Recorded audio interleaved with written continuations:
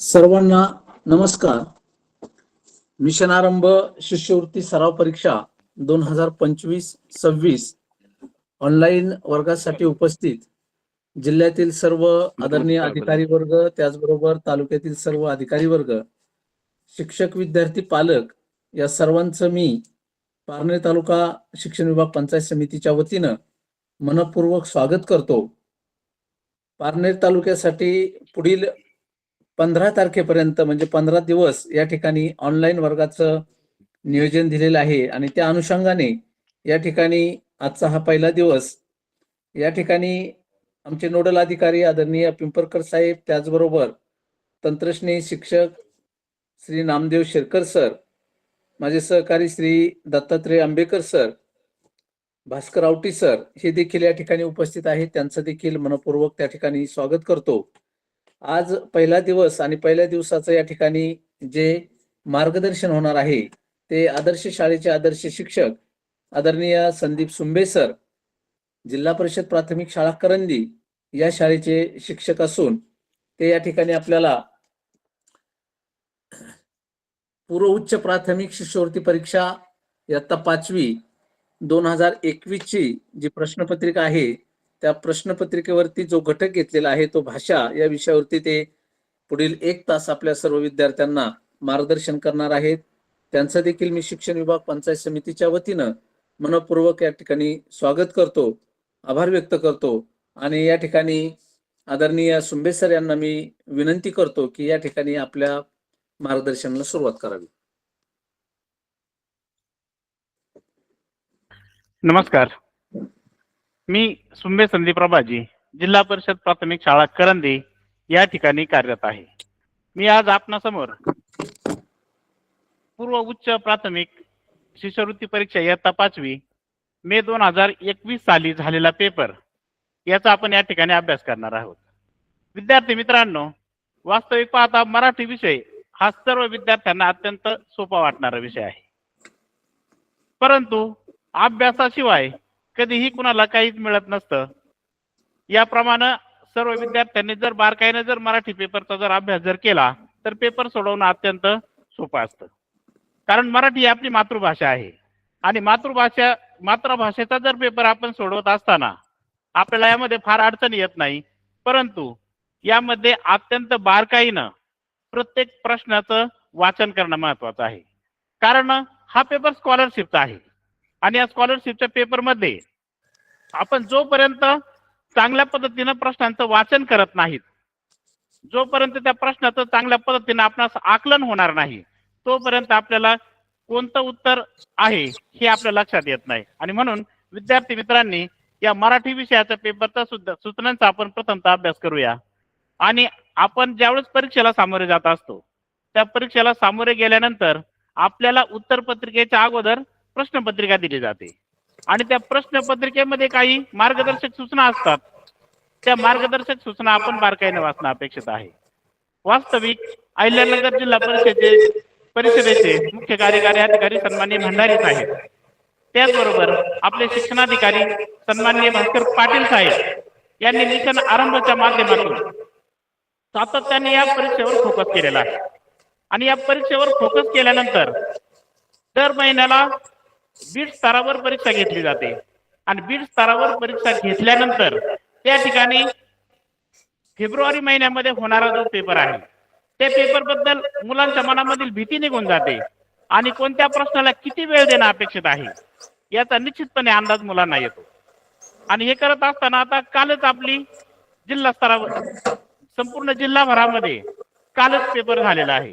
त्या पेपरच्या माध्यमातून कोणत्या प्रश्नाला किती वेटेज देणं अपेक्षित आहे, कोणत्या प्रश्नाला कमी वेटेज देणं महत्वाचं आहे, वेटेज म्हणजे वेळेच्या दृष्टिकोनातून या ठिकाणी मी बोलत आहे आपणासमोर. आणि म्हणून प्रथमतः आपण शिष्यवृत्ती परीक्षेच्या मार्गदर्शक सूचनांचा आपण या ठिकाणी वाचूया. या परीक्षेमध्ये 2 विभाग आहेत. पहिला विभाग मराठी आणि दुसरा विभाग गणित आहे. मराठीचे 1 पासून 25 पर्यंत प्रश्न असतात आणि 26 पासून 75 पर्यंतचे प्रश्न हे गणिताचे असतात. प्रत्येक प्रश्नासाठी 2 गुण असतात आणि प्रश्नपत्रिका सोडवण्यासाठी साधारणपणे आपल्याला 90 मिनिटांचा कालावधी असतो. आता 90 मिनिटांचा कालावधी असताना मुलांनी याकडे बारकाईनं पाहिलं तर मुलांना असं वाटतं की आपल्याला 1.5 तास वेळ आहे आणि आपल्याला 75 प्रश्न सोडवायचे आहेत. परंतु यामध्ये 75 प्रश्न सोडवत असताना आपल्याला वर्तुळ जरी आपल्याला गोल करायचं पूर्ण रंगवायचे असतील तर ते वर्तुळ रंगवत असताना त्यामध्ये सुद्धा वेळ जातो. आणि म्हणून हे करत असताना मराठी विषय अभ्यासत असताना आपण प्रत्येक प्रश्नाला आपण किती वेळ दिला पाहिजे याचं जर सूक्ष्म नियोजन जर मुलांकडे जर नसेल आणि जास्त वेळ जर मराठी या विषयासाठी जर गेला तर पुढे जो गणिताचे 26 पासून 75 पर्यंतचे प्रश्न आपण सोडवणार आहात त्या प्रश्नांसाठी आपल्याला वेळ कमी पडण्याची शक्यता नाकारता येत नाही. आणि म्हणून वेळेचं नियोजन या ठिकाणी करणं अपेक्षित आहे. उत्तरे नोंदवण्यासाठी स्वतंत्र उत्तर पत्रिका दिलेली आहे. प्रत्येक प्रश्न क्रमांकासमोर 4 पर्यायांसाठी क्रमागत वर्तुळे दिलेले आहेत. त्यातील अचूक उत्तराचा पर्याय क्रमांक असलेले वर्तुळ पुढील उदाहरणात दाखवल्याप्रमाणे आपण रंगवणं अपेक्षित आहे. हे पहा, अशा पद्धतीच्या उत्तर पत्रिकेमध्ये 4 वर्तुळे दिलेले असतात आणि वर्तुळे दिल्यानंतर जे योग्य उत्तर आहे तो गोल परिपूर्ण पद्धतीनं रंगवायचा आहे. आणि खालील प्रमाणे नोंदवलेली उत्तरे ग्राह्य धरण्यात येणार नाहीत. काही मुलांनी जर अशा प्रकारे जर पहिलं जर उत्तर बरोबर असेल आणि त्याला अशी टिक मार्क जर केली तर ते उत्तर आपलं ग्राह्य धरलं जात नाही. त्याचप्रमाणे अशा पद्धतीचं जरी आपण उत्तर नोंदवलं ते सुद्धा ग्राह्य धरलं जात नाही. छोटासा वर्तुळ जर रंगवला तेही उत्तर ग्राह्य धरलं जात नाही आणि अशा पद्धतीची खून केली ते सुद्धा ग्राह्य धरलं जात नाही. म्हणजे एकंदर काय तर 4 पर्याय दिलेले असताना जो पर्याय क्रमांक योग्य आहे बरोबर आहे तो पर्याय आपल्याला पूर्णपणे ते वर्तुळ आपल्याला रंगवायचं आहे.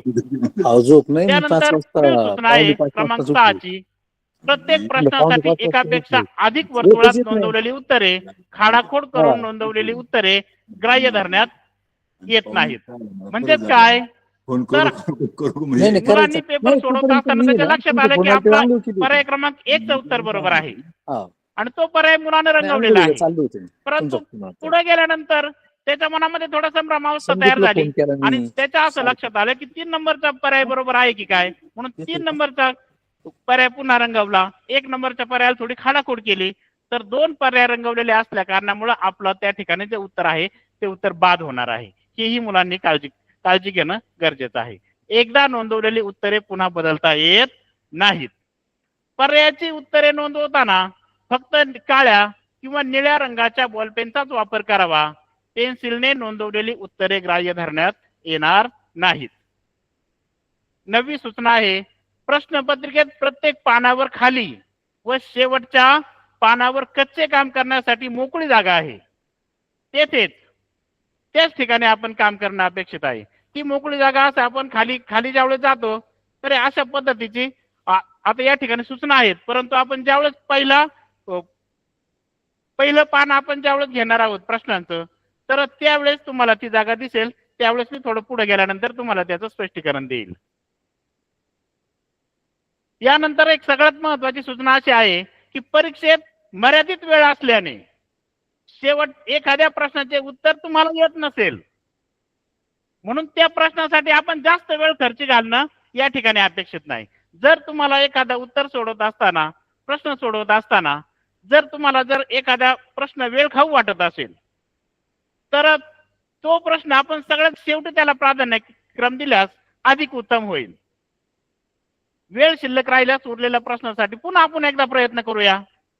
एखाद्या प्रश्नात त्रुटी चूक आढळल्यास त्याबाबत पर्यवेक्षक किंवा परीक्षा केंद्र संचालक यांच्याकडे सुद्धा आपण विचारणा करू नये. प्रश्नातील त्रुटी चूक आक्षेपाबाबतचे निवेदन शाळेने किंवा पालकांनी गट शिक्षणाधिकारी किंवा शिक्षणाधिकारी यांच्याकडे लेखी स्वरूपात न पाठवता संबंधित शाळेच्या लॉग इन मधून ऑनलाईन पद्धतीने पाठवावे. त्यानंतर पुढची एक आहे सूचना. त्रुटी चूक आक्षेपाबाबतचे निवेदन ऑनलाईन पद्धतीने पाठवण्याची मुदत परिषदेच्या संकेतस्थळावर अंतरिम कंसात तात्पुरती उत्तर सूची प्रसिद्ध झाल्यापासून 10 दिवसांपर्यंत राहील. मुद्रण दोष किंवा अन्य कारणांमुळे प्रश्न चुकीचा असल्याचे आढळल्यास तज्ञ समितीच्या अभिप्रायानुसार योग्य ती कार्यवाही केली जाईल. आणि शेवटची सूचना अशी आहे की मूळ माध्यमासोबत इंग्रजी भाषेतील प्रश्नपत्रिका दिलेली आहे. मूळ माध्यमातील संदिग्ध प्रश्नांबाबत इंग्रजी प्रश्न पहावेत. म्हणजे एकंदर ह्या सूचनांचा जर आपण बारकाईने जर अभ्यास जर केला तर या ठिकाणी 11 पासून 15 पर्यंत या तांत्रिक बाबी आहेत. याचा मुलांनी फार विचार करू नये. आपल्याला जो विचार करायचा आहे तो सुरुवातीच्या सूचनांचाच विचार करायचा आहे. आणि आपण साधारणपणे प्रत्येक महिन्याला त्याचप्रमाणे शाळा स्तरावर सुद्धा आपण चांगल्या पद्धतीची तयारी घेतो. आपले जिल्ह्यातील आपले शिक्षक बंधू भगिनी सुद्धा आपल्या शाळेमध्ये सुद्धा मुलांचे सराव पेपर घेत असतात. यामुळे आपल्याला या सूचनांचा बारकाईने अभ्यास झालेलाच आहे. परंतु पुन्हा एकदा मुख्य परीक्षेला ज्यावेळेस तुम्ही सामोरे जाणार आहात त्या मुख्य परीक्षेला सामोरे जात असताना या सूचनांकडे डोळे झाक करून आपल्याला विद्यार्थी मित्रांनो कुणाला चालणार नाही. यानंतर आता आपण पुढे जाऊया. आता आपण जात आहोत आपल्या प्रश्नाकडे. आता विभाग 1 आपला सुरू झालेला आहे. विषय मराठी. आता पहिला प्रश्न जर तुम्ही पाहिला तर या ठिकाणी आपल्या समोर एक उतारा आहे. आपल्या समोर एक उतारा दिलेला आहे आणि या उतार्यावर आधारित आपणास 3 प्रश्न विचारलेले आहेत. आता प्रश्न क्रमांक 1 ते 3 साठी सूचना आहेत. सूचना काय आहे? खालील उतारा काळजीपूर्वक वाचा व त्यावर आधारित विचारलेल्या प्रश्नांची उत्तरे पर्यायामधून निवडा. एकदम सोपा असणारा प्रश्न, निश्चितपणे पूर्ण मार्क मिळवून देणारा प्रश्न. जर आपण या उतार्याचं जर बारकाईनं जर वाचन जर केलं, जर उतारा चांगल्या पद्धतीनं सूक्ष्म पद्धतीने जर वाचलात तर आपल्याला हे 3 प्रश्न अगदी निश्चितपणे सोडवता येतील. एका प्रश्नाला 2 गुण, याप्रमाणे 6 पैकी 6 गुण मिळवण्याची या ठिकाणी संधी असते. परंतु मुलांकडून बऱ्याचदा काय होतं, घाई गडबड होते आणि घाई गडबड झाली, उतार्याचं चांगल्या पद्धतीनं वाचन जर आपल्याकडून जर झालं नाही तर आपल्याकडून थोडीशी गफलत होते, थोडीशी गल्लत होत असते. आणि एकंदर त्या स्कॉलरशिप परीक्षेमध्ये बरेचसे प्रश्न असे असतात की त्यामध्ये मुलांचं कन्फ्युजन होत असतं. पर्याय क्रमांक 1 बरोबर आहे का 3 बरोबर आहे, 2 बरोबर आहे की 4 बरोबर आहे. परंतु ज्या वेळेस तुम्ही हे पर्याय अभ्यासता, पर्याय क्रमांक 1, पर्याय क्रमांक 2, पर्याय क्रमांक 3, पर्याय क्रमांक 4, मग हे ज्यावेळेस तुम्ही हे 4 पर्याय ज्यावेळेस अभ्यासत असता त्यावेळेस 4 पैकी 2 पर्याय किमान असे असतात की 2 पर्यायांचा आणि प्रश्नांचा फार संबंध नसतो. उरले 2 पर्याय त्याच्यावरती आपण थोडासा विचार करायचा असतो आणि त्या उत्तरापर्यंत जाण्याचा आपला प्रयत्न असायला हवा. तर मित्रांनो, प्रथमतः उतार्याचं आपण एकदा वाचन करू. आणि उतार्याचं वाचन करत असताना एक उतारा 2 वेळेस काळजीपूर्वक वाचायचा. 2 वेळेस जर आपण उतारा जर काळजीपूर्वक जर वाचलात तर आपल्याला पुन्हा पुन्हा उतारा वाचण्याची आवश्यकता पडत नाही. जर या ठिकाणी जर 3 प्रश्न दिलेले आहेत, 3 प्रश्न दिल्यानंतर तुम्ही प्रत्येक प्रश्न जर हा प्रश्न आहे, हा प्रश्न सोडवत असताना तुम्ही उत्तर शोधण्यासाठी पूर्ण उत्तराचं वाचन केलं, पुन्हा दुसरा प्रश्न सोडवायचा आहे, तुम्ही पूर्ण उत्तराचं वाचन केलं, तिसरा प्रश्न तुम्हाला सोडवायचा आहे, तुम्ही पूर्ण उत्तराचं वाचन करण्याचा प्रयत्न केला, सुरुवातीलाही तुम्ही उत्तरा वाचन करणार आहात, अशा वेळेस आपल्या वेळेचा अपव्यय हा अधिक होण्याची शक्यता असते. म्हणून सुरुवातीला अत्यंत बारकाईनं हा उतारा वाचणं गरजेचं आहे. उतार्याचं वाचन करत असताना उतार्याचं पृथक्करण थोडंसं करण्याचा प्रयत्न विद्यार्थ्यांनी केला पाहिजे. पृथक्करण म्हणजे काय की पहिल्या पॅराग्राफ मध्ये काय दिलेलं आहे, काय आशय आहे, दुसऱ्या उतार्यामध्ये काय आशय आहे, तिसऱ्या उतार्यामध्ये काय आशय आहे, चौथ्या उतार्यामध्ये काय आशय आहे, याचं जर बारकाईनं आपण जर नियोजन जर केलं तर प्रश्न पाहून आपण पहिला दुसरा उतार्याचं वाचन न करता तिसऱ्या उतार्यामध्ये उत्तर याचं आहे हे आपलं तात्काळ लक्षात येतं आणि आपल्या वेळेची त्या ठिकाणी बचत होत असते. आणि हाच उरलेला वेळ भविष्यात पुढील प्रश्नांसाठी आपल्याला कामात येत असतो. म्हणून मित्रहो, इकडे लक्ष द्या, उतारा अत्यंत बारकाईनं वाचन करणं अपेक्षित आहे. आता हा जो उतारा आहे हा डॉल्फिन नावाच्या एका माशाची संदर्भात हा एक उतारा आलेला आहे. आता मी उताराचं वाचन करतो, तुम्ही सर्वजण या ठिकाणी बारकाईने याकडे लक्ष द्या. डॉल्फिन हा खोल समुद्रात राहणारा मासा आहे. त्याची लांबी सुमारे 10 फूट असते. त्याचे तोंड पक्ष्याच्या चोचीसारखे असते. हा एक या ठिकाणी एक आपल्या लक्षामध्ये ठेवण्यासारखी एक बाब आहे की या माशाचं तोंड कशासारखं आहे, पक्ष्याच्या चोचीसारखे असते. म्हणजे असं वाचन करत असताना आपण बारकाईने जर वाचन जर केलं तर या बारीक बारीक गोष्टी आपल्या तात्काळ लक्षात येतात. म्हणजे काही प्रश्न सोडवत असताना उत्तर आपल्याला लगेच लक्षात येतं, पुन्हा पुन्हा उतारा वाचण्याची आपल्याला गरज पडत नाही. त्याचा पोहण्याचा वेग तासी सरासरी 30 मैल असतो. काही वेळा तर ते तासी 40 ते 60 मैल वेगाने सुद्धा पोहतात. आता मित्रांनो, आपल्या वाचनामध्ये, आपल्या गणितामध्ये हे शब्द आपल्याला गेलेले असतात साधारणपणे. आता किलोमीटर हा शब्द आपल्या वाचनामध्ये आलेला आहे, तर किलोमीटर आणि या ठिकाणी मैल आहे. मैल म्हणजे साधारणपणे 1 किलोमीटर म्हणजे साधारण 1 मैल म्हणजे साधारणतः 1 किलोमीटर आणि 600 मीटर एवढं अंतर असतं. डॉल्फिन मासा इतर माशांसारखा अंडी घालत नाही, तर तो सस्तन प्राणी आहे. माशांप्रमाणे त्याला कल्लेही नसतात. श्वास घेण्यासाठी मधून मधून त्याला पाण्याबाहेर यावे लागते. म्हणजे आपण आतापर्यंत परिसर अभ्यास असेल, विज्ञान असेल, हे अभ्यासत असताना आपल्या गोष्टी लक्षात आहेत की मासा आपल्या कल्ल्याद्वारे श्वासोश्वास करत असतो, परंतु या ठिकाणी या माशाला कल्ले नाहीत. म्हणजे तो श्वास, त्याला हवेतला ऑक्सिजन त्याला घ्यायचा आहे आणि म्हणून तो ऑक्सिजन घेण्यासाठी त्याला वारंवार वरती यावं लागतं. डॉल्फिन विभिन्न प्रकारचे 32 आवाज काढतो. डॉल्फिन माणसासारखा मोठमोठ्याने हसू शकतो, ओरडूही शकतो. शिकारीचा पाठलाग करताना तो गुरगुरतो आणि शिकार पकडल्याच्या आनंदाच्या भरात तो म्याऊ असा आवाज काढतो. शत्रूला घाबरवण्यासाठी तो उच्च स्वरात ओरडतो. डॉल्फिन माशाचे श्रवणेंद्रिय फारच तीक्ष्ण असते. आपल्या दूरच्या प्रवासात हे मासे एकमेकांशी एका विशेष प्रकारच्या ध्वनी लहरींनी संपर्क साधतात.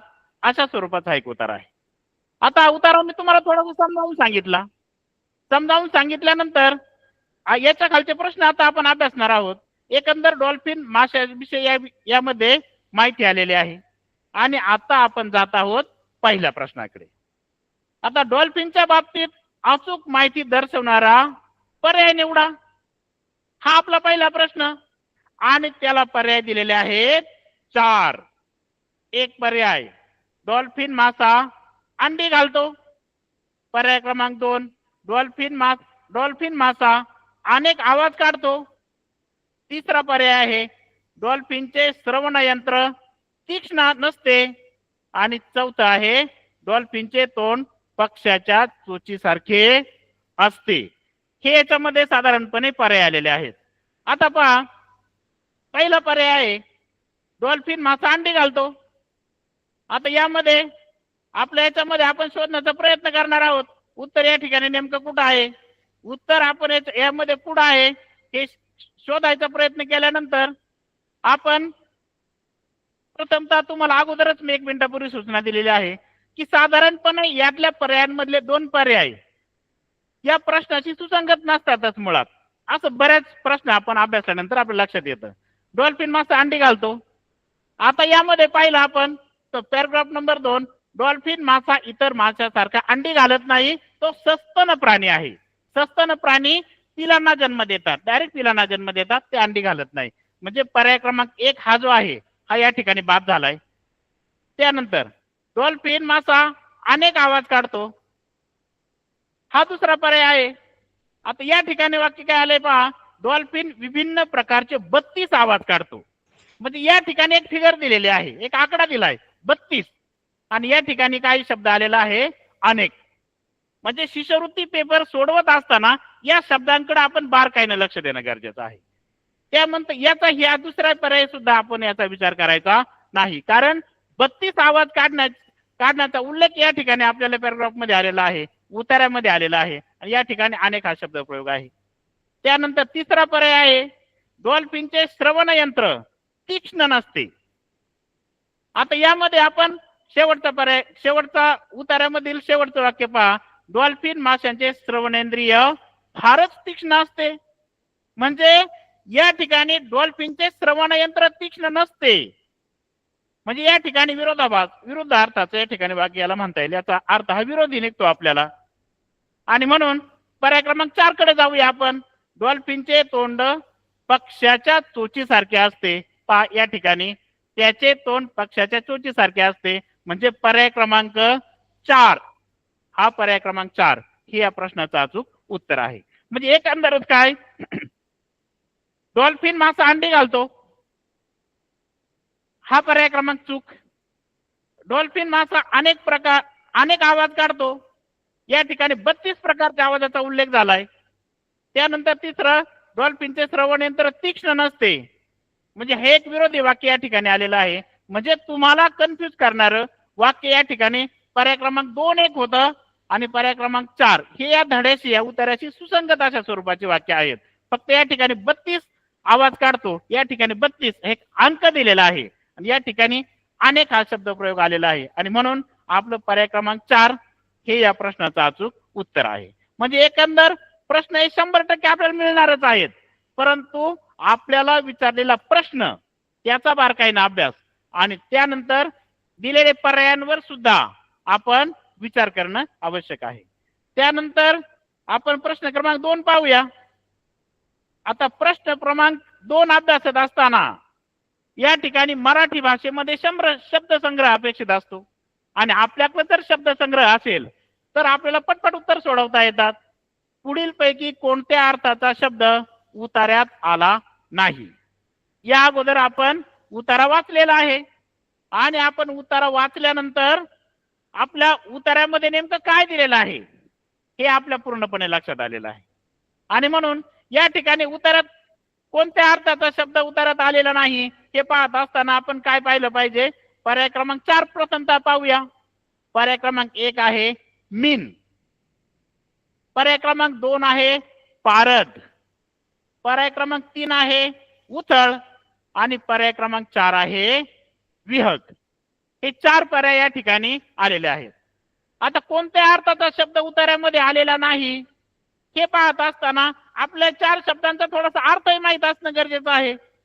जर आपल्याला अर्थ जर नसेल तर या ठिकाणी आपल्याला निश्चित उत्तरापर्यंत पोहोचणं कठीण होईल. म्हणून मीन म्हणजे काय मित्रांनो? मीन या शब्दाचा अर्थ मासा असं होतो. त्याचप्रमाणे दुसरा आहे पारद. पारद म्हणजे काय? तर पारद या शब्दाचा अर्थ होतो शिकार. पर्याय क्रमांक 4 विहग. विहग या शब्दाचा अर्थ काय होतो? तर विहग म्हणजे पक्षी. आणि पर्याय क्रमांक 3 उथळ. उथळ म्हणजे काय? तुम्हा सर्वांना माहित असेल. उथळ म्हणजे काय की कमी खोल असलेला जे ठिकाण असतो, जो भाग असतो त्याला आपण काय म्हणत असतो? उथळ म्हणत असतो. आणि मग कोणत्या अर्थाचा शब्द या उतार्यामध्ये आला नाही तर आपण ज्यावेळेस या गोष्टी पाहतो त्यावेळेस तुम्ही आता उतारा पुन्हा एकदा तुम्हाला प्रश्न सोडत असताना सहजरित्या डोळ्या खालून घालावं लागेल. हे शब्द तुम्हाला शोधण्याचा थोडासा या ठिकाणी प्रयत्न करावा लागेल. म्हणजे प्रयत्न केल्यानंतर तुमच्या असं लक्षात येईल की कोणत्या अर्थाचा शब्द आला नाही हे तुम्ही पाहत असताना या ठिकाणी मीन म्हणजे काय? मासा. आणि प्रश्न पुन्हा एकदा लक्षात घ्या. प्रश्न लक्षात घेत असताना कोणत्या अर्थाचा शब्द उतार्यात आला नाही हा प्रश्न आहे. तर पहिला शब्द आहे मीन. मीन म्हणजे काय? मीन म्हणजे मासा. हा शब्द उतार्यामध्ये आलेला आहे. त्यानंतर दुसरा आहे शब्द पारद. पारद म्हणजे काय? पारद म्हणजे आपण पाहिलेला आहे शिकार. या ठिकाणी शिकार हा शब्द पण आलेला आहे. तिसरा शब्द आलेला आहे या ठिकाणी विहग. विहग म्हणजे काय? विहग म्हणजे काय तर पक्षी. तर हा शब्द उतारामध्ये कुठे आलेला आहे का? मग हे तुम्ही पाहत असताना डॉल्फिन माशाचे श्रवणेंद्रिय फारच तीक्ष्ण असते. आपल्या दूरच्या प्रवासात हे मासे एकमेकांशी एका विशेष प्रकारच्या ध्वनिलहरीशी संपर्क साधतात. यामध्ये उल्लेख आलेला नाही. डॉल्फिन विभिन्न प्रकारचे 32 आवाज काढतो. डॉल्फिन माणसासारखा मोठमोठ्याने हसू शकतो, ओरडूही शकतो, शिकारीचा पाठलाग करताना गुरगुरतो आणि शिकार पकडल्याच्या आनंदामध्ये तो काय करतोय? म्यावास आवाज पण काढतो. शत्रूला घाबरवण्यासाठी तो उच्च स्वरात ओरडतो सुद्धा. याच्यामध्ये सुद्धा उल्लेख आलेला नाही. डॉल्फिन मासा इतर माशांसारखे अंडी घालत नाही. तो सस्तन प्राणी आहे. माशांप्रकारे त्याला कल्लेही नसतात. श्वास घेण्यासाठी मधून मधून त्याला पाण्याबाहेर यावं लागतं. याही उतार्यामध्ये विहग म्हणजेच काय? पक्षी हा शब्द आलेला नाही. आणि आता आपण येत आहोत पहिल्या उतार्यामधील पहिल्या पॅराग्राफ कडे. डॉल्फिन हा खोल समुद्रात राहणारा मासा आहे. त्याची लांबी सुमारे 10 फूट असते. त्याचे तोंड पक्ष्याच्या चोचीसारखे असते. त्याच्या पोहण्याचा वेग ताशी सरासरी 30 मैल असतो. म्हणजे हे पहा, या ठिकाणी एक शब्द आलेला आहे का त्याचे तोंड पक्ष्याच्या चोचीसारखे असते. म्हणजे काय, विहग या शब्दाचा इथं पण या ठिकाणी काय आलं, या ठिकाणी हे पहा पक्षी. विहग या शब्दाला एक समानार्थाचा शब्द या ठिकाणी आलाय. त्यानंतर शिकार, पारद या अर्थाचा एक पर्यायामध्ये असतो तो एक शब्द या ठिकाणी आलेला आहे. आणि त्यासोबतच आपण दुसरा एक पाहत होतो आपण, एक पर्याय या ठिकाणी विहग आला, पारद आला, त्याचप्रमाणे मीन म्हणजे काय, मासा हा पण आला. मग चौथा शब्द एकच पर्याय आपला या ठिकाणी काय राहिलेला आहे, शिल्लक राहिलेला आहे. कोणता, तर या ठिकाणी उथळ. याचं उथळ हा पर्याय, याचा पर्याय क्रमांक 3 हे या प्रश्नाचं अचूक उत्तर आहे. तर यानंतर तिसऱ्या प्रश्नाकडे जाऊया आपण. डॉल्फिनला सारखे पाण्याबाहेर का यावे लागते. उतारा वाचन करत असताना आपण ही गोष्ट अभ्यासलेली आहे. त्यावेळेस आपण हेही तुम्हाला सांगितलं होतं की माशांना कल्ले असतात आणि त्या कल्ल्याद्वारे श्वासोच्छ्वास करत असतात. परंतु डॉल्फिन या माशाला कल्ले नाहीत. श्वास घेण्यासाठी त्याला पाण्याच्या बाहेर यावं लागतं. आणि म्हणून ते उत्तर आहे का पहा.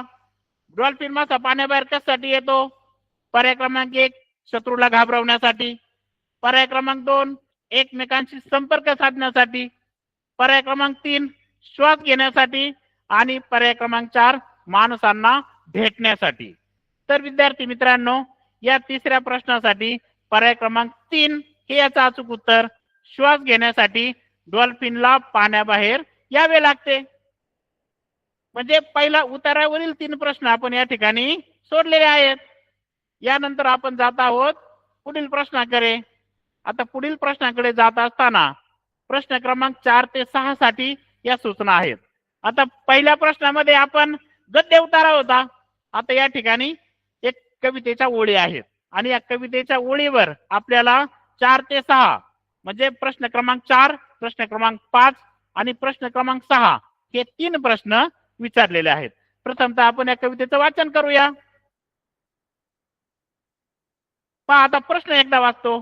खालील कविता काळजीपूर्वक वाचा व त्यावर आधारित विचारलेल्या प्रश्नांची उत्तरे पर्यायामधून निवडा.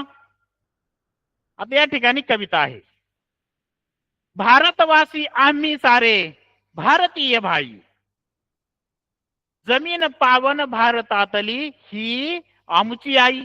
म्हणजे कवितेचं वाचन करत असताना कविता कवितेसारखीच वाचली गेली पाहिजे. म्हणजे एकंदर कविता कवितेसारखी वाचली गेल्यानंतर ज्यावेळेस आपल्याला कवितेवर प्रश्न विचारलेले आहेत त्याविषयी आपल्याला उत्तर पद्धतशीरपणे सापडतात. जर तुम्ही असं गद्य वाचन केलं, जसं आपण एखाद्या उतार्याचं सरळ सरळ वाचन करतो, तशा पद्धतीचं कवितेचं वाचन आपण करायचं नाही. आपण कविता कवितेसारखीच वाचायची, म्हणजे आपल्याला उत्तरापर्यंत जलद गतीनं पोहोचता येतं. भारतवासी आम्ही सारे भारतीय भाई, जमीन पावन भारतातली ही आमची आई. अनेक भाषा अनेक भूषा, अनेक सीमा अनेक रेषा, वंद्य तरी हा एक नकाशा. भिन्न देवळे भिन्न देव पण भेदभाव नाही. भारतवासी आम्ही सारे भारतीय भाई.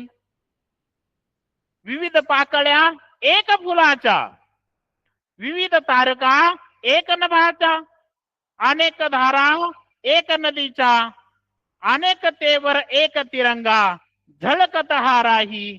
भारतवासी आम्ही सारे भारतीय भाई. अमंगलाचे तोडून बंधन, न्यायनीतीला करुण वंदन. अमंगलाचे तोडून बंधन, न्यायनीतीला करुण वंदन. इथे उभारू नवीन नंदन, हीच प्रतिज्ञा घुमवू आम्ही दिशांतून दाही. भारतवासी आम्ही सारे भारतीय भाई. हीच प्रतिज्ञा घुमवू आम्ही दिशांतून दाही. हीच प्रतिज्ञा घुमवू आम्ही दिशांतून दाही. भारतवासी आम्ही सारे भारतीय भाई. मित्रांनो, आपण आता या कवितेचं वाचन या ठिकाणी केलेलं आहे. आता कवितेचं वाचन केल्यानंतर याच्यावरती आपल्याला प्रश्न क्रमांक 4, प्रश्न क्रमांक 5 आणि प्रश्न क्रमांक 6 हे 3 प्रश्न आपल्याला सोडवायचे आहेत. तर आपल्याला 4थ्या क्रमांकाचा प्रश्न आलेला आहे, पुढीलपैकी विशेषण नाम यांची कोणती जोडी कवितेमध्ये नाही. आता या शब्दाकडे प्रश्नाकडे लक्ष देत असताना याच्यामध्ये शेवटच्या शब्दाकडे लक्ष द्या. नाही हा शब्द आलेला आहे. म्हणजे काय, हे 4ही शब्द या कवितेमध्ये आहेत, हे खरं आहे. पण हे पाहत असताना भेदभाव, विविध तारका, अनेक भाषा, आमुची आई ही एक जोडी आहे. त्या शब्दांच्या जातींमधील कशाची, विशेषण आणि नाम यांची जोडी आहे. आता तुम्हाला हे 4 तुम्ही प्रथमतः हे प्रश्न अभ्यासत असताना तुम्ही काय करणार, साधारणपणे विद्यार्थ्यांचा दृष्टिकोन असा असतो की यातले शब्द या उत्तरामध्ये शोधण्याचा, कवितेमध्ये शोधण्याचा प्रयत्न करतात. कवितेमध्ये शोधण्याचा प्रयत्न केल्यानंतर जो शब्द याच्यामध्ये येणार नाही तो त्याचं उत्तर आहे असं साधारणपणे गृहीत धरतात. नजर चुकीनं एखादा शब्द पाहायचा राहून जातो आणि उत्तराचं लेखन करत असताना आपल्याकडून सोपा असणाऱ्या प्रश्नांचे सोपे मार्क आपले या ठिकाणी निघून जात असतात. आणि सोपे मार्क निघून गेल्यानंतर आपल्या नंतर लक्षात येतं की आपल्याकडून हे तर मला येत होतं, परंतु माझ्याकडून काय झालेले आहे, चूक. मग पहा मुलं कशा पद्धतीने करतात. आता भेदभाव, विविध तारका, अनेक भाषा, आमुची आई. आता हे शब्द उत्तरामध्ये शोधण्याचा प्रयत्न साधारणपणे होतो. मग प्रयत्न होत असताना हे पहा, याच्यामध्ये भेदभाव, यामध्ये भेदभाव हा शब्द कुठं दिसतोय का, पहा या ठिकाणी आलेला आहे भेदभाव. आपण पहिलं एकदा खुडून टाकूया म्हणजे तुमचा संभ्रम होणार नाही.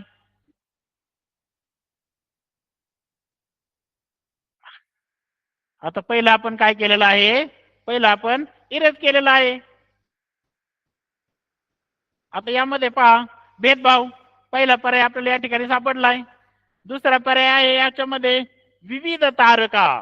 हे पहा या ठिकाणी विविध तारका हाही शब्द आलेला आहे. त्यानंतर तिसरा पर्याय आहे आमुची आई. आता कवितेचं वाचन करत असताना आमुची आई आपल्या वाचनामध्ये आलेला आहे. आमुची आई पहा कुठे दिसतंय का तुम्हाला, या ठिकाणी आमुची आई पहा. या कवितेला सुरुवात झाल्यानंतर दुसऱ्याच ओळीमध्ये शब्द आलेला आहे आमुची आई. या ठिकाणी आमुची आई हा शब्द आलेला आहे. यानंतर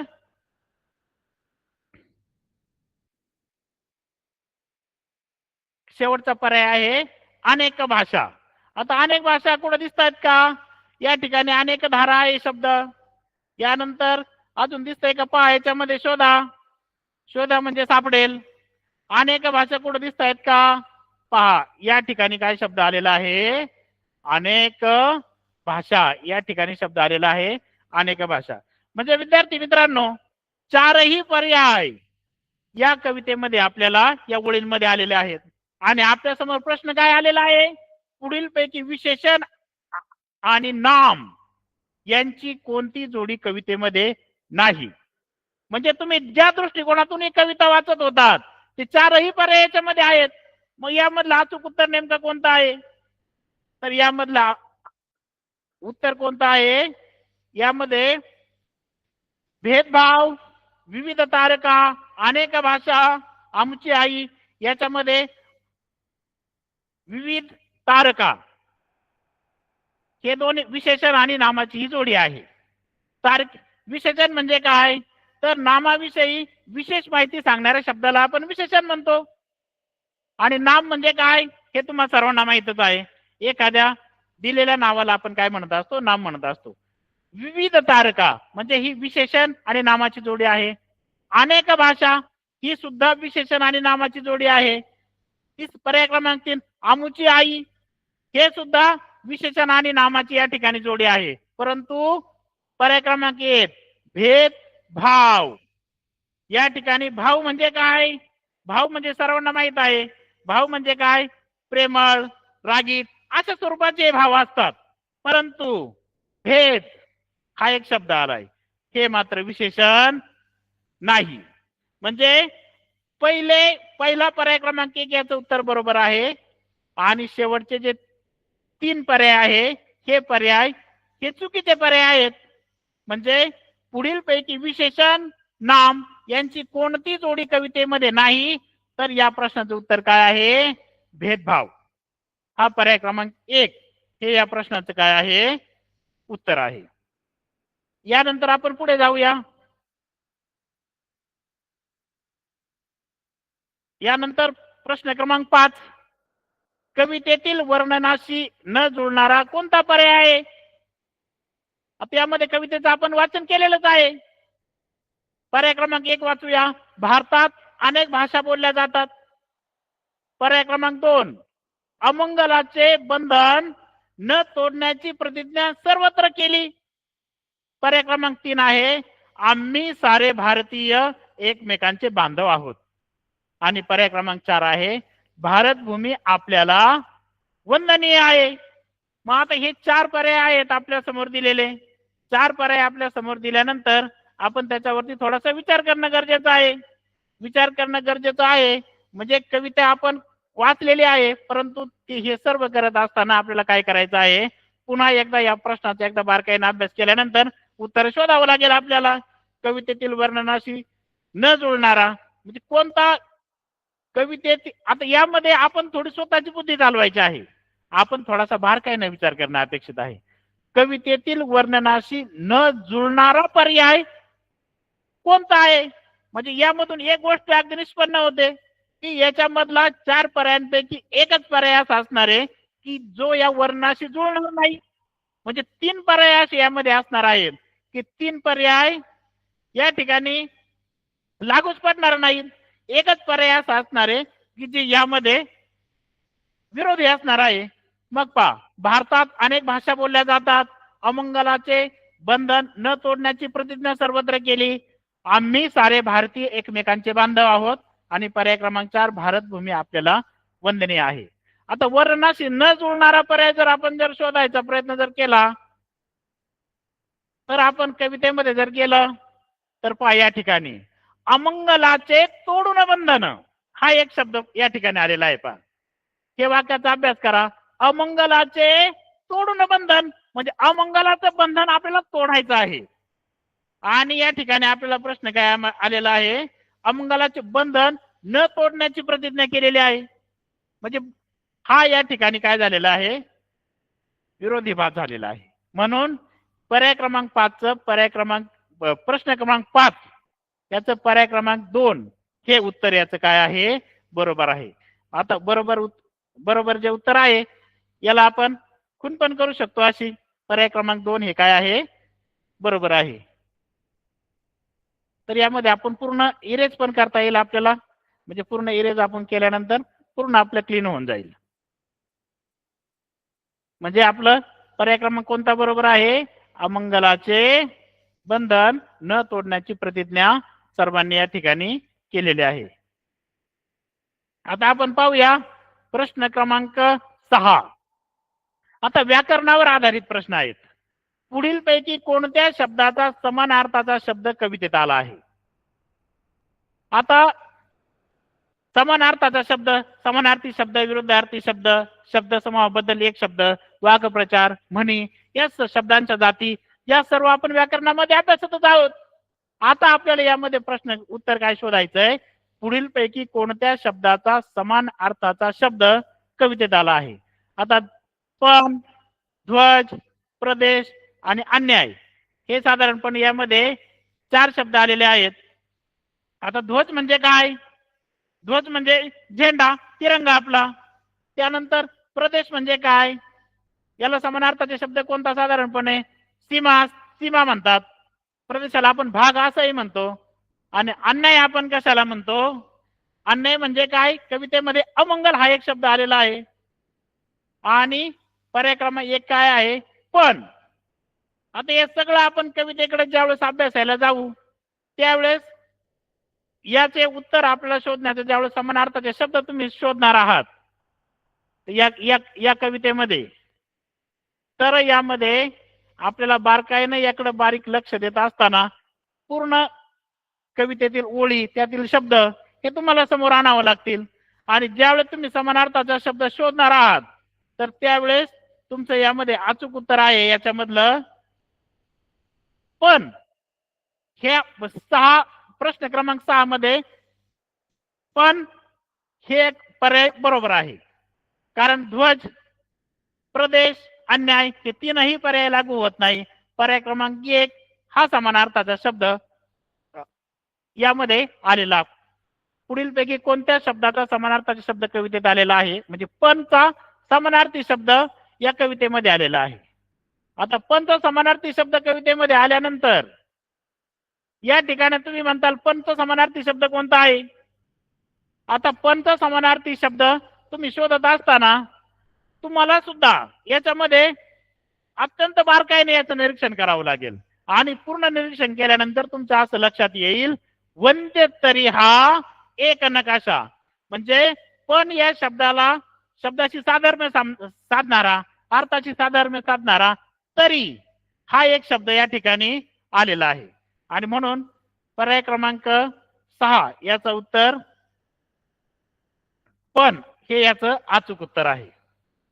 आता या ठिकाणी प्रश्न क्रमांक 7 हा प्रश्न क्रमांक 7 हा आपल्या सर्वांना गोंधळात टाकणारा प्रश्न आहे. ते कोणत्या अर्थानं याचं विश्लेषण केल्यानंतर तुमच्या लक्षात येईल.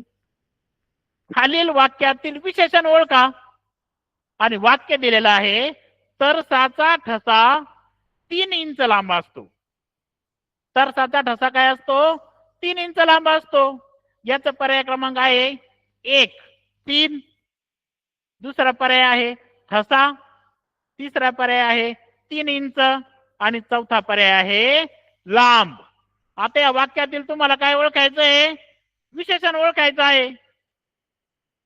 आता विशेषण तुम्हाला याचं ओळखत असताना यामध्ये 3 हे एक विशेषण आहे यानंतर लांब हे एक विशेषण आहे.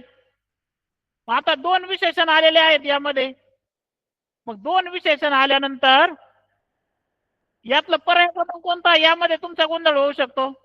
परंतु विद्यार्थी मित्रांनो 2021 मधील शिष्यवृत्ती परीक्षेमध्ये पर्याय क्रमांक 7 हा जो प्रश्न विचारलेला होता याचा पर्याय क्रमांक 1 आणि पर्याय क्रमांक 4 हे दोन्ही काय आहेत बरोबर आहेत. यामुळे आपण काय करणार आहोत हे पर्याय क्रमांक 3 आणि पर्याय क्रमांक 4 लांब हे दोनही पर्याय बरोबर असल्यामुळं दोनही जे मुलं लिहितील दोन्हीपैकी कोणत्याही मुलाने लिहिलेला असेल ते पर्याय त्याचा त्या ठिकाणी बरोबर मानून त्याला मार्क मिळणार आहेत. यानंतर आपण पुढे जाऊया. पुढील वाक्यातील नाम नसलेला शब्द पर्यंत आलेला आहे पहा. पुढील वाक्यातील नाम नसलेला शब्द म्हणजे या शब्दाकडे विशेषतः आपण लक्ष द्यायचंय. ज्यावेळेस आपण पेपर सोडवत असतो आपल्याला नेमकं निश्चित प्रश्नाला नेमकं आपल्याला काय सांगायचंय यासाठी आपण बारकाईने लक्ष देणं अत्यंत गरजेचं आहे. मुंगी हा समाजप्रिय कीटक वसाहत करून राहतो. आता मुंग्या आपण सर्वजण पाहतो मुंग्या एकत्रच असतात वसाहत करूनच राहतात हे आपण सर्वांना माहित आहे. परंतु आपल्याला प्रश्न काय विचारलाय की पुढील वाक्यातील नाम नसलेला कोणता शब्द पर्यायांमध्ये आलेला आहे. 1 मुंगी, 2 कीटक, 3 वसाहत आणि 4 समाजप्रिय. आता यामधील नाम नसलेला शब्द आपल्याला काय करायचा आहे शोधायचा आहे. शोधत असताना तुमच्या लक्षात येईल मुंगी हे सुद्धा नाम आहे, कीटक हे सुद्धा नाम आहे, वसाहत हे सुद्धा नाम आहे, मात्र समाजप्रिय हे नाम नाही. हे काय आहे हे विशेषण आहे. म्हणजे पुढील वाक्यातील नाम नसलेला कोणता शब्द पर्यायात आलेला आहे तर समाजप्रिय 4 क्रमांकाचा जो पर्याय आहे तो 4 क्रमांकाचा पर्याय याच्यामध्ये बरोबर आहे. Sorry 1 minute. समाजप्रिय हा पर्यायाचा काय आहे समाजप्रिय हे याचं उत्तर बरोबर आहे. तर आता आपण प्रश्न क्रमांक 9 पाहूया. वाक्यात असलेले विरामचिन्ह दर्शवणारा पर्याय निवडा. आता विरामचिन्हांची आपल्याला ओळख असते. विरामचिन्ह आपण अगोदर शाळेमध्ये अभ्यासलेले आहेत आणि आपल्याला काय शोधायचंय? वाक्यात असलेले विरामचिन्ह दर्शवणारा पर्याय निवडा. वाक्य आहे, शिवानी 2-2 तास न थकता बोलायची. पर्याय क्रमांक 1 संयोग चिन्ह, पर्याय क्रमांक 2 आहे अपसरण चिन्ह, पर्याय क्रमांक 3 आहे उद्गार चिन्ह आणि पर्याय क्रमांक 4 आहे प्रश्न चिन्ह. तर आपण ज्या वेळेस या वाक्याचं निरीक्षण या ठिकाणी प्रश्न सोडवत असताना करणार आहोत, त्या ठिकाणी आपलं पहिलं एक लक्षात घ्यायचंय आपण की याच्यामध्ये कोणत्या तरी 2 पर्यायांचा याच्याशी अजिबात सुद्धा संबंध नसतो बऱ्याच वेळा, आणि अनेक प्रश्नामध्ये तिसऱ्या पर्यायाचा संबंध नसतो, पर्याय एकच बरोबर असतो. मग हे पाहत असताना आपण पाहायचंय या ठिकाणी पर्याय क्रमांक 4 आहे प्रश्नचिन्ह. प्रश्नचिन्ह प्रश्न विचारण्यासाठी वाक्याच्या सगळ्यात शेवटी दिलं जातं, हे आपण सर्वांना माहिती आहे. त्या अगोदर आपण काय पाहूया, वाक्यामध्ये 2च चिन्ह दिसतात, 2च विरामचिन्ह दिसतात. या ठिकाणी हे एक विरामचिन्ह आहे आणि इथं एक विरामचिन्ह आलेलं आहे. हा काय आहे सर्वांना माहित आहे. आपण पहिलीपासून पाहतो, वाक्य पूर्ण झाल्यानंतर आपण पूर्णविराम देतो. आता हे वाक्य पूर्ण झालंय, या ठिकाणी पूर्णविराम दिलेला आहे. आता पूर्णविराम हे आपल्याला विरामचिन्ह माहित आहे सर्वांना. यामध्ये पर्याय विरामचिन्ह आहे का? तर नाही. यामध्ये पर्याय काय आहेत? संयोग चिन्ह, अवतरण चिन्ह, उद्गार चिन्ह आणि प्रश्न चिन्ह. म्हणजे या ठिकाणी विरामचिन्ह पूर्णविराम हा आपल्याकडे पर्याय नाही. म्हणजे आपला फक्त विचार चक्र आता या विरामचिन्हाच्या दिशेनं जाणं अपेक्षित आहे. आता संयोग चिन्ह हा एक पर्याय आहे. उद्गार चिन्ह, उद्गार चिन्ह आपण कधी देत असतो? ज्यावेळेस आपण तीव्र भावना व्यक्त करत असतो, आनंद होतो, आपल्याला भीती वाटते, अरे बापरे केवढा मोठा साप, अशा वेळेस आपण काय करत असतो? उद्गार चिन्ह देत असतो. प्रश्न चिन्ह आपण प्रश्न विचारल्यानंतर शेवटी देत असतो. अपसरण चिन्ह याविषयी तुम्हाला माहित असेल. अपसरण चिन्ह म्हणजे काय असतं की संयोग चिन्हाच्या दुप्पट मोठी रेषा असते अपसरण चिन्हाची. म्हणजे एखाद्या गोष्टीचा आपण ज्यावेळेस खुलासा करत असतो त्यावेळेस आपण काय करत असतो? अपसरण चिन्ह वापरत असतो. आणि अपसरण चिन्ह आणि संयोग चिन्हामध्ये एक सूक्ष्म फरक आहे. आता हे तुम्हाला कन्फ्युज करणार आहे. हे 2 विराम चिन्ह या ठिकाणी आले, संयोग चिन्ह आणि अपसरण चिन्ह. आणि संयोग चिन्ह काय करतं? 2 शब्दांना जोड शब्दाला जोडण्याचं या ठिकाणी काम करत असतं. जसं पती पत्नी हा शब्द आपण ज्यावेळेस लिहितो त्यावेळेस त्यांचा संयोग चिन्ह आपण वापरत असतो. संयोग चिन्ह कसं असतं? छोटं असतं. तसेच हे 2 शब्दांना जोडण्याचं काम कोणी केलेलं आहे? संयोग चिन्हाने केलेलं आहे. म्हणून प्रश्न क्रमांक 9 वाक्यात असलेले विरामचिन्ह दर्शवणारा पर्याय निवडा.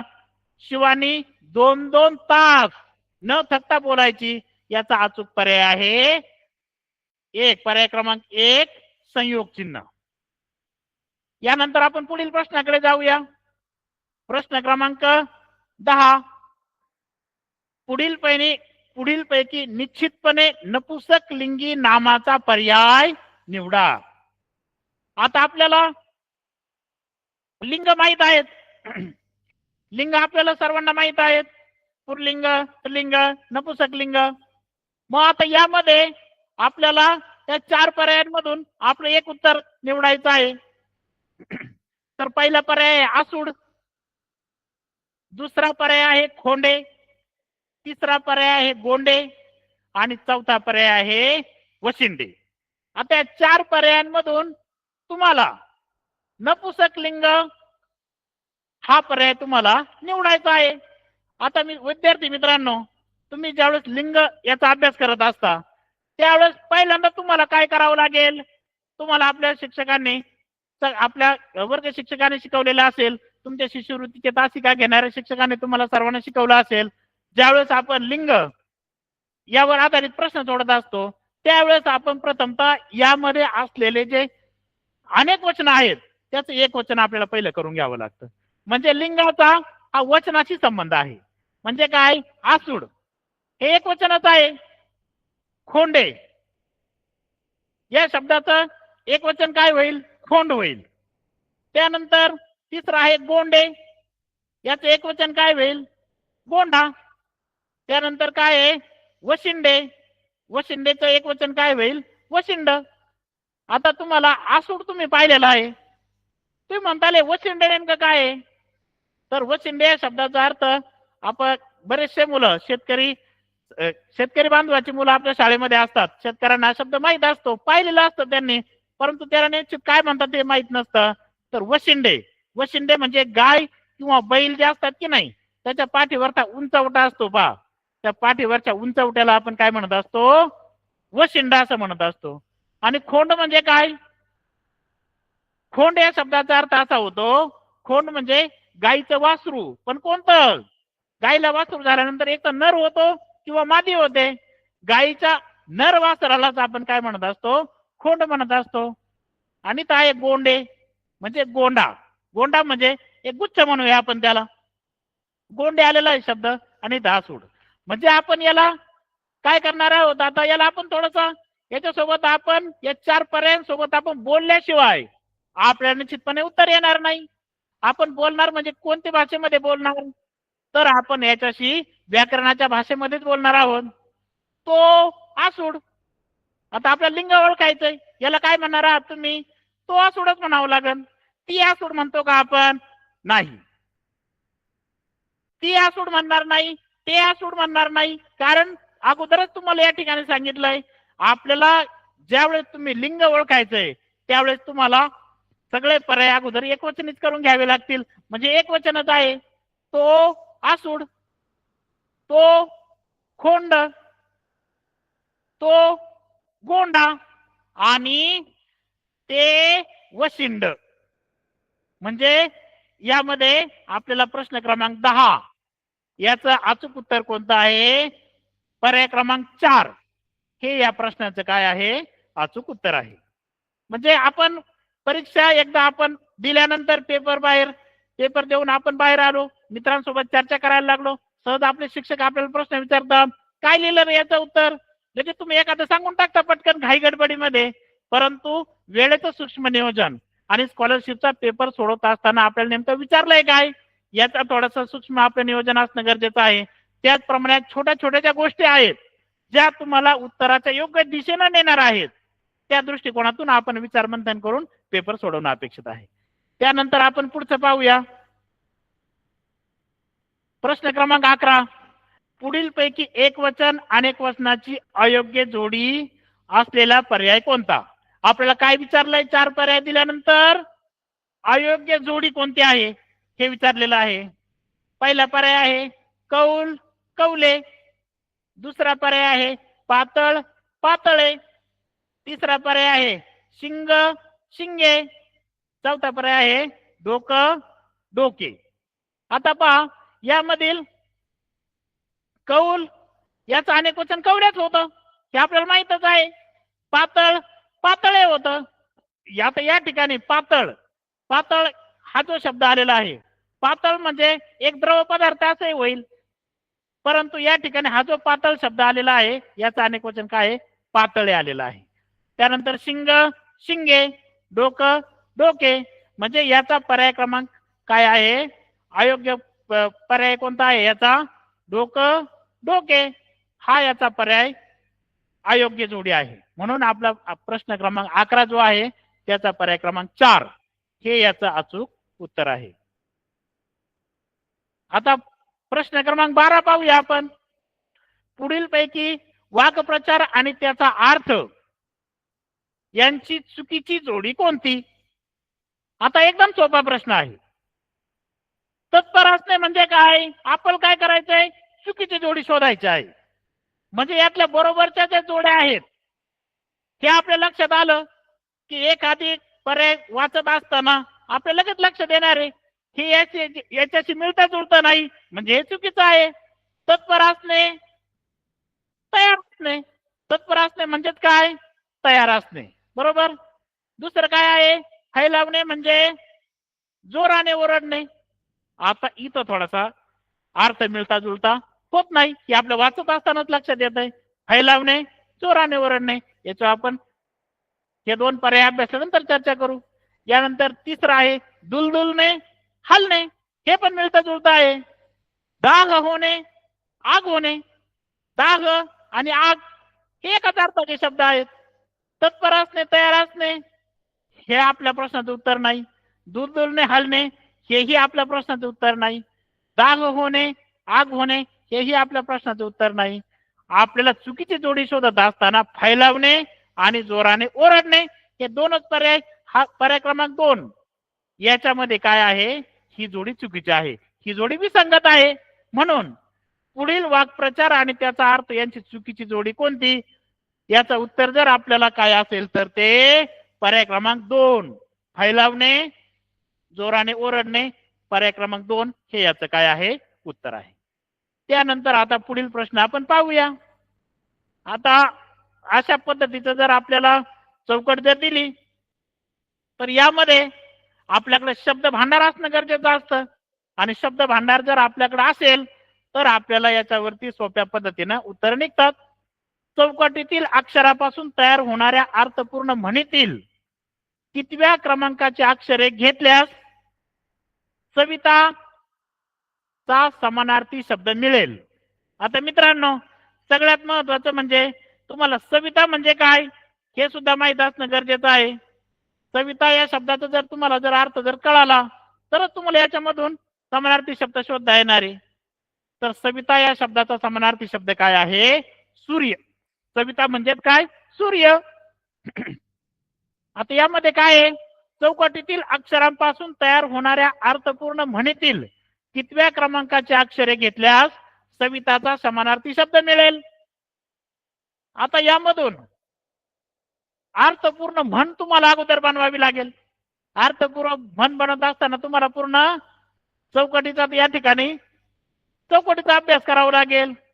आता अर्थपूर्ण म्हण कशी होईल, म खे वी वी, म खे दे, र जे खे असे शब्द आपण या ठिकाणी काय करायचे आहेत, सगळे जुळून पाहिजे आहेत. आणि शब्द जुळून पाहून चांगल्या पद्धतीने अभ्यास केल्यानंतर आपल्याला एक म्हण तयार होईल. आणि म्हण तयार झाल्यानंतर आपल्याला काय करायचं आहे, सविता याचा समानार्थी शब्द शोधायचा आहे. आणि पर्याय खाली दिलेले आहेत. पर्याय क्रमांक 1 6वे दुसरे, पर्याय क्रमांक 2 5वे आणि 11वे, पर्याय क्रमांक 3 आहे 6वे चौथे, पर्याय क्रमांक 4 आहे 3रे आणि 5वे. मग